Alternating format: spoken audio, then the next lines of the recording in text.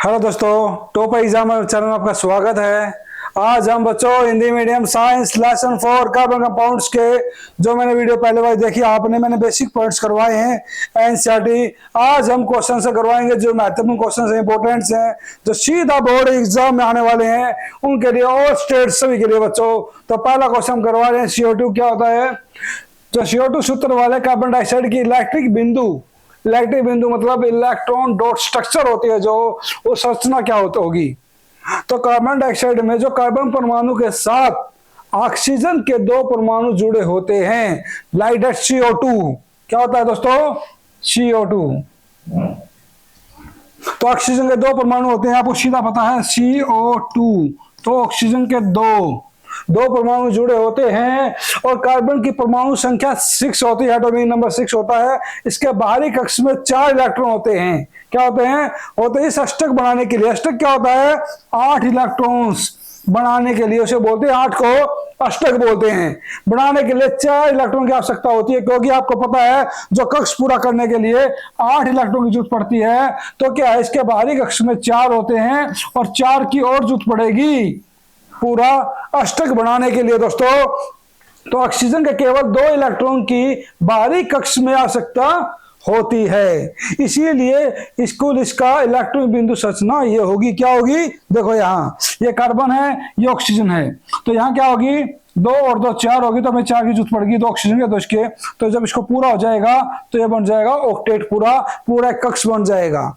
Okay दोस्तों, इसको बोलते हैं शेयरिंग ऑफ इलेक्ट्रॉन्स, मतलब आपस में इलेक्ट्रॉन्स की जरूरत पड़ती है तो आपस में एक दूसरे से लेना। जैसे 10 टॉफी हैं, एक के पास 5 हैं, दूसरे के पास 5 हैं, और अगर तीसरे को देनी है तो कितनी देनी होगी, तो उसके हिसाब से उसका हाफ किया जाएगा। उससे बोलते हैं sharing of electrons, sharing of toffee दोस्तों। ओके, ये संरचना बनी हुई है। तो प्रत्येक ऑक्सीजन का जो परमाणु है वो ये होगा जो दोहरे बंध में जुड़ा होता है। तो इसी में क्या होगा, जब CO2 की मात्रा बनती है, सबसे पहला क्या होगा, हमने सेंटर एटम में कार्बन ले लिया दोस्तों। कार्बन लेने के बाद क्या होगा, ये होते हैं लॉन्ग पेयर्स, जो क्या करते हैं इलेक्ट्रॉन को शेयरिंग करने का काम करते हैं दोस्तों। इसमें 2 इलेक्ट्रॉन से बिटवीन द एटम्स के बीच में ये हैं। इससे फिर जो तीसरा स्टेप होगा क्या होगा दोस्तों, ये कंप्लीट करेगा ऑक्टेट को। कैसे करेगा, 2 4 6 8, तो 8 इलेक्ट्रॉन हो जाएंगे, तो समझो ऑक्टेट पूरा हो गया। हमारा कक्ष में 8 इलेक्ट्रॉन की जरूरत पड़ती है तो पूरा हो जाएगा। ओके, इसी तरह जैसे कोई भी कमरा है, अगर उसमें देखा जाए, अगर जरूरत पड़ती है कि हमें 4 बेड आएंगे तो 4 बेड होने में पूरा हो जाएगा, तो उसमें 4 ही बेड आने चाहिए। अगर वहां 1 बेड होगा तो उसका कक्ष का पूरे कमरे का बेड कंप्लीट नहीं हुआ है। तो इसी का मतलब यही है दोस्तों कि 8 इलेक्ट्रॉन से हो जाएंगे, जो वो जब पूरे हो जाएंगे तो अष्टक हो जाएगा। मतलब उसका जो इलेक्ट्रॉन शेयरिंग का जो ऑक्टेट है पूरा, वो कंप्लीट 8 इलेक्ट्रॉन से होता है दोस्तों।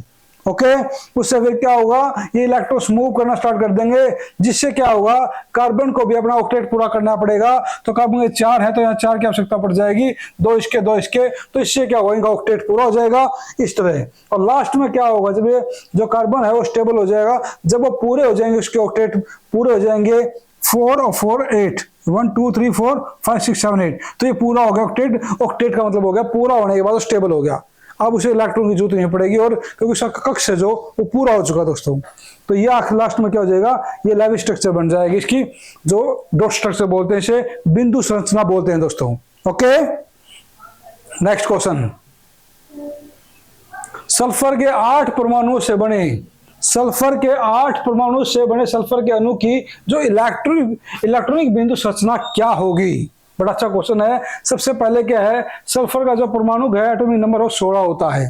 सेकंड है, जो सल्फर के बाहरी कक्ष में 6 इलेक्ट्रॉन है और इसके अष्टक पूरा करने के लिए 2 की जरूरत पड़ेगी। मैंने बताया था ना कि जैसे कार्बन में हमने देखा तो 4 थे उसके पास बाहरी कक्ष में, तो उसे 4 की जरूरत थी। इसके क्या है, इलेक्ट्रॉन के 6 हैं, तो क्या है, अष्टक पूरा करने के लिए 6 8 होने चाहिए, तो 2 की आवश्यकता होगी दोस्तों। यही ध्यान से पढ़ना है। तो 6 इलेक्ट्रॉन है, इसके अष्टक पूरा करने के लिए क्या होता है, इसको 2 इलेक्ट्रॉन की आवश्यकता होती है। और प्रत्येक सल्फर परमाणु के 2 इलेक्ट्रॉन की सहभागिता तो है, एक से एक के साथ मिलके कार्य करना, तो उसका आणविक सूत्र होगा S8 होगा दोस्तों। तो S8 में क्या होगा, जो इलेक्ट्रॉन डॉट स्ट्रक्चर है वो ये बन जाएगी 1 2 3 4 5 6 7 8। तो S8 का मतलब होता है कि 8 सल्फर होने चाहिए। तो डेट इज 8 और इसका ये बन गया स्ट्रक्चर ऑफ SO2 मॉलिक्यूल, ये कंप्लीट ऐसे बन गया दोस्तों। ओके, एक एक चीज करवाई जा रही है आपको, बड़े प्यार से ध्यान से एक एक चीज समझाई जाएगी। ये जितने क्वेश्चन इंपोर्टेंट करवा रहा हूं इनसे एक भी क्वेश्चन बाहर से नहीं आएगा दोस्तों, अपने माइंड में डालो, सब कुछ एनालाइज करके जब क्वेश्चंस बनाए गए आपके लिए, ताकि आपको जिन क्वेश्चन की जरूरत ही नहीं उसको ना पढ़ के अपनी मेमोरी को खर्च नहीं करना, हमें फोकस करना अपने गोल पर, अपने नंबरों पर दोस्तों। कार्बन के 2 गुणधर्म कौन से हैं जिनके कारण हमारे चारों कार्बन यौगिकों की विशाल संख्या दिखाई देती है? कार्बन के पे कार्बन पेंटा है, एक्सा है, सेप्टा है, ऑक्टा है, ये क्या है? एक बहुत बड़ी संख्या में कार्बन की स्ट्रक्चर है। तो कार्बन यौगिकों की जो विशाल संख्या के उत्तरदायी कार्बन के गुणधर्म होते हैं जो वो निम्नलिखित है। पहला श्रृंखलन, कार्डिनेशन। तो कार्बन में अन्य कार्बन के साथ दूसरे अन्य कार्बन परमाणुओं के साथ आमद होता है, बॉन्ड बनाने की जो अधिवित्य क्षमता होती है। आपने देखा हुआ जब हम ब्यूटेन बनाते, प्रोपेन बनाते, तो एक कार्बन के साथ एक कार्बन जुड़ता रहता है चेन के रूप में, श्रृंखला के रूप में। तो वही है, तो यही यौगिकों में कार्बन की जो दीर्घ श्रृंखला है वो साकित श्रृंखला होगी, ठीक है। और इसको हम कार्बन परमाणु है जो वो एक ऐसा विशिष्ट सिस्टम है जो कार्बन से कार्बन को जोड़कर विशाल कार्बन चेन बना रहा है, उसे बोलते हैं दोस्तों श्रृंखलन, दैट इज कार्डिनेशन। और कार्डिनेशन का एग्जांपल क्या है? देखो ये रहा, ये एग्जांपल है श्रृंखलन कार्डिनेशन। तो आपने देखा हुआ जिसे ब्रांच चेन, लीनियर चेन और रिंग चेन बोलते हैं दोस्तों। तो ब्रांच चेन में क्या होगा? कार्डिनेशन में देखो कार्बन के साथ कार्बन जुड़ रहा है, तो जो चेन बन रही है कार्बन से कार्बन, यही तो संकलन होती है, इसे तो चेन सिस्टम बोलते हैं दोस्तों। तो देखो यहाँ दैट इज ये सब कार्बन के एक कार्बन। देखो भाई सेकंड पॉइंट करवाने जा रहे हैं हम। सेकंड क्या है दोस्तों? चतुर संयोजकता, जिसे बोलते हैं टेट्रा वैलेंसी, ठीक है। कार्बन में जब 4 संयोजकता होती है, टेट्रा होता है 4 दोस्तों। आपको पता हुआ ट्राई है तो 3 होता है, और टेट्रा है तो 4 होता है, और पेंटा होता है दोस्तों तो 5 होता है, और हेक्सा आ जाए तो 6 होता है। ओके दोस्तों, तो यहाँ टेट्रा वैलेंसी है जो 4 है, जिसमें 4 संयोजकता होती है। इसीलिए इसमें कार्बन के 4 अन्य परमाणुओं में oxygen, hydrogen, nitrogen, sulphur, chlorine के परमाणुओं के साथ बंधन बनाने की क्षमता होती है, इसलिए इसे टेट्रा वैलेंसी बोलते हैं। टेट्रा वैलेंसी में जो कार्बन है आपको पता हुआ 4, तो देखो 1 2 3 4, तो 1 2 3 4, तो 1 2 3 4, तो जो 4 आबंध बना रहा है ये, इसे बोलते हैं टेट्रा वैलेंसी। क्या बोलते हैं? ये वैलेंस इलेक्ट्रॉन्स होते हैं यहाँ P और N, ठीक है। जिसका काम क्या होता है? टेट्रा वैलेंसी को आबंध बनाने में काम आता है, कार्बन से कार्बन हाइड्रोजन के साथ, कार्बन नाइट्रोजन के साथ, कार्बन ऑक्सीजन के साथ। ओके,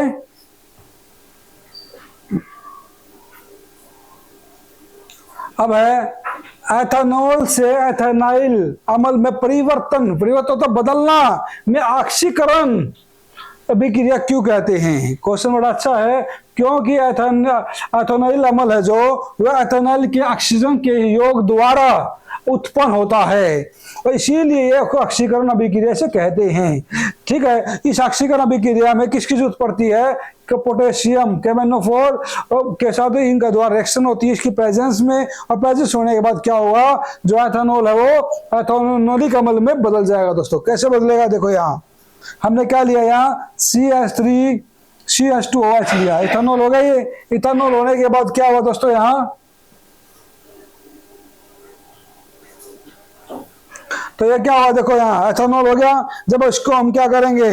इसके साथ हम O2 जोड़ देंगे तो क्या हो जाएगा साथ में? तो क्या होगा? ये CH3C हो जाएगा, H2 वाटर बाहर निकल जाएगा, और ये क्या बन जाएगा? कंप्लीट ये बन जाएगा, जिसे हम क्या बोलते हैं? इथेनॉलिक एसिड, और हिंदी में क्या बोलते हैं? एथेनॉलिक अम्ल दोस्तों। तो क्या इथेनॉल का एथेनॉलिक अम्ल में बदलने का इथेनॉल का, उसको हम बोलते हैं ऑक्सीकरण अभिक्रिया। ऑक्सीकरण का मतलब क्या हो गया? ऑक्सीजन का ऐड होना, और ऑक्सीजन ऐड होगी तो क्या होगा? जब भी तो एथेनॉलिक अम्ल बनेगा। क्यों बनेगा?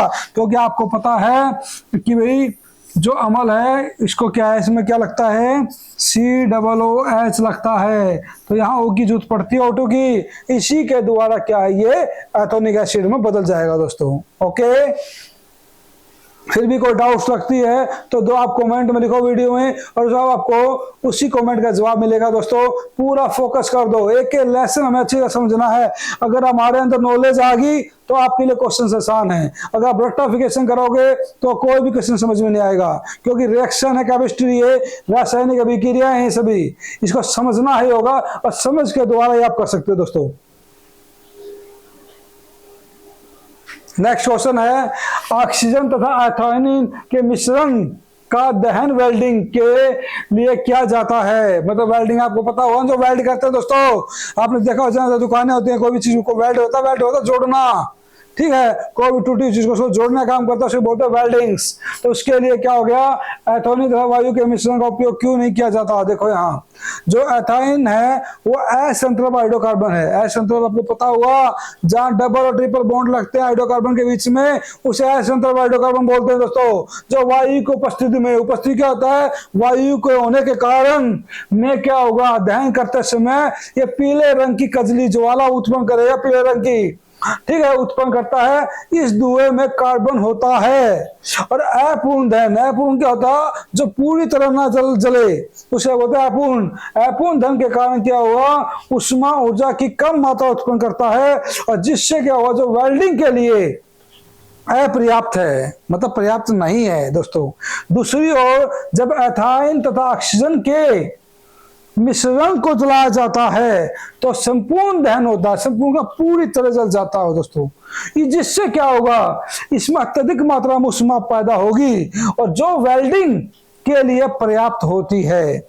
इसीलिए एथाइन तथा ऑक्सीजन के मिश्रण का दहन का उपयोग वेल्डिंग में किया जाता है। समझ में आ गया, जहां असंतृप्त हाइड्रोकार्बन है वो पूरी तरह जलेगा नहीं, अब उसमें पूरी जो ऊष्मा की जरूरत पड़ेगी ऊष्मा पर्याप्त होगी, तो इसीलिए पूरा काम नहीं कर पाता एथाइन। लेकिन क्या है, एथाइन ऑक्सीजन का मिश्रण क्या है, इसको ऊष्मा को पूरी तरह पर्याप्त है इसको जलाने में, इसको वेल्ड करने में। दोस्तों ऑक्सीकारक क्या है, ऐसे रासायनिक पदार्थ जिनमें ऑक्सीजन देने की क्षमता होती है, ऑक्सीजन देने की क्षमता होती है, और अभिक्रिया के दौरान स्वयं में अपचायित होकर दूसरे पदार्थों को ऑक्सीकृत कर देता है ऑक्सीजन देकर, उसे बोलते हैं ऑक्सीकारक। क्या बोलते हैं दोस्तों, ऑक्सीकारक। तो उदाहरण है क्षारीय पोटेशियम, जो वो तापमान में परमांगनेट, और अब जो परमांगनेट है और अब अम्लीगेट पोटेशियम है जो वो डाइक्रोमेट अल्कोहल के लिए ऑक्सीजन देकर ऑक्सीकृत कर देता है। तो इसके रासायनिक अभिक्रिया क्या है दोस्तों, देखो यहाँ इथानॉल है, इसको ऑक्सीजन दे दो, ऑक्सीकृत हो जाएगा, और इथानॉल को जब ऑक्सीजन देंगे तो ये इथानॉइक अम्ल में बदल जाएगा। Okay, that is example of क्या, ऑक्सीकारक। समजातीय श्रेणी क्या होती है, जिसको इंग्लिश में बोलते हैं होमोलोगस सीरीज। क्या बोलते हैं दोस्तों, होमोलोगस सीरीज। समजातीय श्रेणी में क्या होगा, समजातीय श्रेणी समान संरचना, समान क्या है, एक जैसी आकृति होगी, और समान रासायनिक गुणधर्म वाले कार्बनिक यौगिकों की एक श्रेणी है, जिसमें क्या है, अनुक्रमिक यौगिक के जो CH2 समूह है वो क्या होगा, भिन्न भिन्न होंगे। भिन्न भिन्न कैसे होंगे, जैसे सीधी बात है, मतलब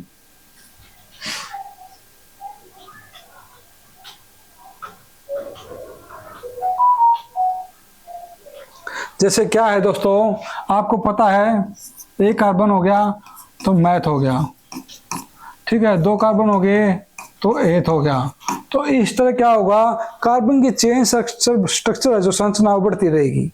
तो कार्बन का एक फार्मूला ना रखे तो उसकी स्ट्रक्चर बदलेगी, आकृति बदलेगी, तो उसके फार्मूले बदलते रहेंगे दोस्तों। तो उसी को बोला गया है समजातीय श्रेणी। ओके, तो इसमें क्या होगा, इसका सामान्य सूत्र क्या होगा, CnH2n+2। CnN का मतलब होता है नंबर ऑफ कार्बन्स, और H2n का मतलब है number of hydrogen atoms. Okay, तो इस श्रेणी के सदस्य है जो मीथेन और CH4 हो जाएगा। इथेन क्या हो जाएगा, इसके 2 कार्बन हो जाएंगे, 6 हाइड्रोजन हो जाएंगे। प्रोपेन क्या होगा, 3 कार्बन और 8 हाइड्रोजन हो जाएंगे। इस तरह बदलते रहेंगे ये। इनकी क्या है, जो भी मतलब क्या होगा, इनकी आकृति है वो क्या है, वो तो समान रहेगी, लेकिन क्या होगा, इनके जो कार्बन की मात्रा, हाइड्रोजन की मात्रा बढ़ती रहेगी दोस्तों आगे के आगे। तो उसे बोला गया होमोलोगस सीरीज, जिससे 1 2 3 4 5 6 7 8, तो ये श्रेणी होगी, इस तरह बढ़ता रहेगा दोस्तों। तो इसमें बताया है इस सैनिक सदस्य के में क्या होगा, पेंटेन समजातीय सैनिक के सभी सदस्यों का जो प्राकृतिक समूह है वो समान रहेगा। मतलब कार्बन से कार्बन चेन है वो लगातार ऐसी सेम रहेगी, लेकिन इतना फर्क है कि कार्बन कहीं ज्यादा कहीं कम ये होंगे और कुछ नहीं है। कार्बन 1 हो जाएगा तो मैथ बन जाएगा, कार्बन 5 होंगे तो पेंट बन जाएगा। ओके, इसीलिए उनके रासायनिक गुणधर्म में अंतर नहीं होता। ओके, एक एक चीज आपको करवाई जाए दोस्तों ताकि आपको समझ में आ जाए और कहीं भी कोई दिक्कत ना आए। अब है हाइड्रोजनीकरण क्या है दोस्तों। हाइड्रोजनीकरण क्या होता है, असंतृप्त हाइड्रोकार्बन जो डबल और ट्रिपल बॉन्ड होते हैं, डबल और ट्रिपल बॉन्ड होते हैं जो कार्बन के, उसको बोला संतृप्त हाइड्रोकार्बन का निकल या पैलेडियम। उत्प्रेरकों की उपस्थिति में हाइड्रोजन संयोग होने पर यह संतृप्त हाइड्रोकार्बन बदलना हाइड्रोजन कहलाता है। सीधी बात दोस्तों, असंतृप्त हाइड्रोकार्बन का निकल या पैलेडियम के प्रेजेंस में उपस्थिति में यह हाइड्रोजन संयोग होने पर यह क्या होगा, सीधी बात है, जहां डबल और ट्रिपल बॉन्ड है उससे वो जब सिंगल बॉन्ड में परिवर्तन कर जाएगा उसे बोलेंगे हाइड्रोजनीकरण। क्या बोलेंगे, जैसे यहाँ डबल बॉन्ड है, इथीन है, डबल बॉन्ड होने के बाद क्या होने, तो हाइड्रोजनीकरण क्या होता है दोस्तों। देखो यहाँ जब हाइड्रोजन असंतृप्त हाइड्रोकार्बन का निकल या पैलेडियम की प्रेजेंस में जब डबल बॉन्ड है दोस्तों, जब वो सिंगल बॉन्ड में बदल जाए तो उसे बोलेंगे असंतृप्त हाइड्रोकार्बन निकल पैलेडियम की प्रेजेंस में उपस्थिति में जब वह संतृप्त हाइड्रोजन में बदल जाए तो उसे क्या बोलेंगे, हाइड्रोजनीकरण बोलेंगे। तो वनस्पति तेलों में जब कार्बन परमाणु के दोहरे बंद होते हैं, जब हाइड्रोजन गैस को निकल उत्प्रेरक की उपस्थिति में 473 केल्विन पर गर्म करने के बाद वनस्पति तेल में से गुजारा जाता है तो ठोस अवस्था में बदल जाता है, जिसे हाइड्रोजनीकरण कहते हैं। जैसे इथीन है, ये डबल बॉन्ड है दोस्तों, तो ये क्या हुआ, हाइड्रोजन की प्रेजेंस में पैलेडियम की निकल के ये क्या सिंगल बॉन्ड पा गया, तो इस डबल बॉन्ड था यहाँ, तो यहाँ सिंगल बॉन्ड में बदल गया, मतलब असंतृप्त का संतृप्त में बदल जाना, दैट इज हाइड्रोजनीकरण दोस्तों। ओके,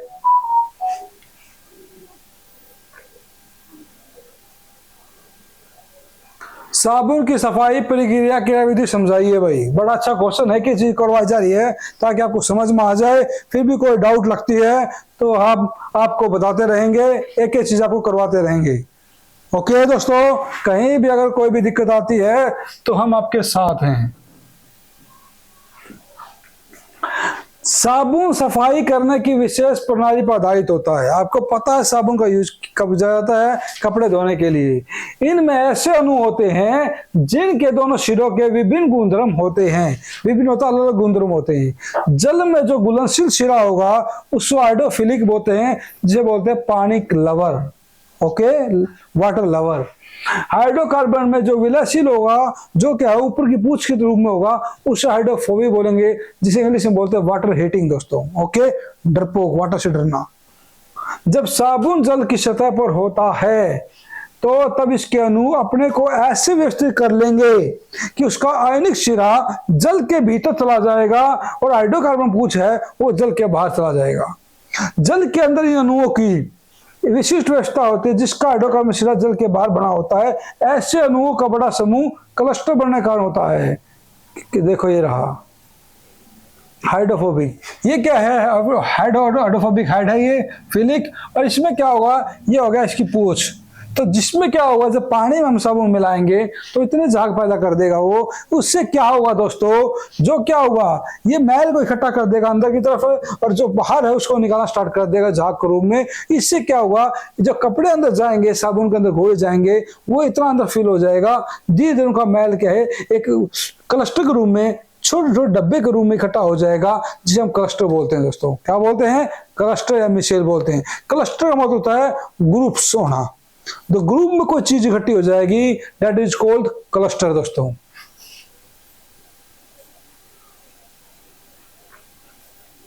तो इसमें क्या है, ऐसे अणुओं का बड़ा समूह क्लस्टर बनने का कारण होता है। क्लस्टर आपको पता है, जब कोई चीज मतलब मानो कि डर्ट कोई भी डर्ट है गंदा इकट्ठा हो चुका है, गंदगी इकट्ठी हो जाएगी सारी, that is dirt of clusters. Okay, तो इसमें क्या होगा, हाइड्रोफोबिक पूंछ है जो क्लस्टर के भीतरी हिस्से में होता है जबकि उसका आयनिक सिरा क्लस्टरिंग स्टेप होता है। इस संरचना को मिशेल बोलते हैं। क्या बोलते हैं?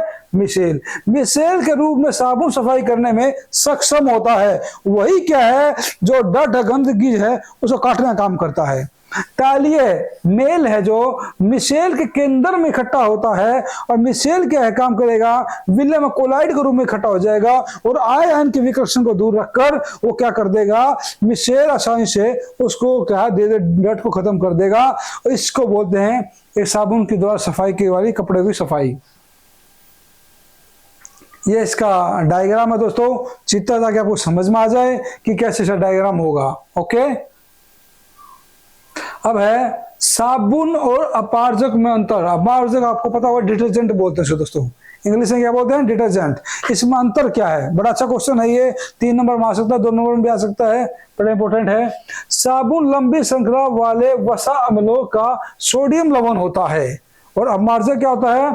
संश्लिष्ट अपमार्जक लंबी श्रृंखला वाले, ठीक है, लंबी श्रृंखला वाले बेंजीन सल्फोनिक अम्ल का सोडियम लवण होता है। ओके, दूसरा है साबुन कठोर जल के साथ झाग उत्पन्न नहीं करता, ये करता है। साबुन को वनस्पति तेल या जंतु वसा से बनाया जाता है लेकिन संश्लिष्ट अपमार्जक कोयला पेट्रोलियम के हाइड्रोजन कार्बन से बनता है। ओके, साबुन जल प्रदूषण नहीं फैलाता लेकिन अपमार्जक जल प्रदूषण फैलाता है। ओके, मैंने 4 पॉइंट करवा दिए हैं। कहीं पे 2 नंबर का आ जाए दोस्तों 2 पॉइंट कर दो, 3 नंबर का आ जाए 3 पॉइंट कर दो। मैं 4 इसीलिए करवाया ताकि आपको किसी समझ में आ जाए। कोई भी डाउट्स रखती है तो मैं दोबारा फिर कमेंट करवा वीडियो में, आपको दोबारा फिर जो क्वेश्चन आपको लगता है डाउटफुल उसको क्लियर करवा जाएगा एज ए शॉर्ट वीडियो के रूप में भी। ओके, संयोजी आबंध किसे कहते हैं, इनकी विशेषता लिखिए। सहसंयोजी आबंध क्या होता है? जब 2 परमाणुओं के बीच इलेक्ट्रॉन के एक जोड़े की साझेदारी बनने वाले आबंध को सहसंयोजी आबंध कहते हैं। जैसे सीधी बात है, एक बॉन्ड यहाँ एक है, जब आपस में मिलकर बॉन्ड बनाएंगे उसे बोले हैं सहसंयोजी आबंध। तो इनमें क्या होगा, इसकी विशेषता क्या दोस्तों? इन अणुओं में भीतर अंदर की तरफ जो परमाणु आबंध होगा लेकिन इनका जो अंतराणुक बल है वो कम होता है, ये कभी टूट भी सकते हैं, मतलब इनका कमजोर होता है, एक बार इनका कम होता है, इनका गलनांक भी कम होता है। इनके यौगिक विद्युत के कुचालक होते हैं। कुचालक का मतलब होता है दोस्तों जिसमें से विद्युत ना गुजरे। क्या होता है कुचालक? एक सुचालक होता है कुचालक। कुचालक का मतलब जिसमें से विद्युत ना गुजरे उसे बोलते हैं कुचालक। हिंदी इंग्लिश में बोलते हैं bad conductor of electricity. Okay, और सुचालक का मतलब जिसमें से बिजली गुजर जाए, इंग्लिश में बोलते हैं उसको good conductor of electricity. Okay, अब आयनिक और सहसंयोजी में अंतर क्या होता है? बड़ा अच्छा क्वेश्चन है ये दोस्तों जो मैंने हिसाब से करवाया था। पहला है ये प्राय क्रिस्टल ठोस अवस्था में पाए जाते हैं, ये पाए जाते हैं द्रव्य होता है लिक्विड और गैस की अवस्था में पाए जाते हैं, लेकिन कुछ ऐसे होते हैं जो ठोस भी हो सकते हैं। ओके, ये विद्युत के सुचालक होते हैं। सुचालक होता है इनमें से विद्युत गुजर जाएगी दोस्तों। ये कुचालक इसमें से विद्युत नहीं गुजरेगी। विद्युत क्या होता है? बिजली दोस्तों। ओके, ये जल में घुलनशील होते हैं। ये क्या है? ये कार्बनिक विलायकों में घुलनशील होते हैं। जो कार्बन के कंपाउंड्स बने होते हैं, कार्बन सॉल्यूशन बने होते हैं, उसमें ये घुलनशील होते हैं ओनली। इनका जो गलनांक और क्वथनांक है उच्च होता है, इसका क्या होगा? निम्न होगा, कम होगा। ओके, आज के लिए क्वेश्चंस काफी हैं। नेक्स्ट उसमें वीडियो में दोस्तों ये पूरे क्वेश्चंस हो जाएंगे। बड़े इंपॉर्टेंट क्वेश्चन लेकर हम ढूंढ के आपके लिए स्पेशल। अगर ये क्वेश्चंस आपने सारे कर लिए, समझ में आ गए तो चैप्टर आपको समझ में आ जाएगा। बाकी बेसिक पॉइंट्स मैंने आपको पहले करवा दिए हैं। मेरी वीडियो उठाओ और बार बार देखो दोस्तों, और वीडियो लाइक कमेंट और फैला दो, शेयर कर दो दोस्तों।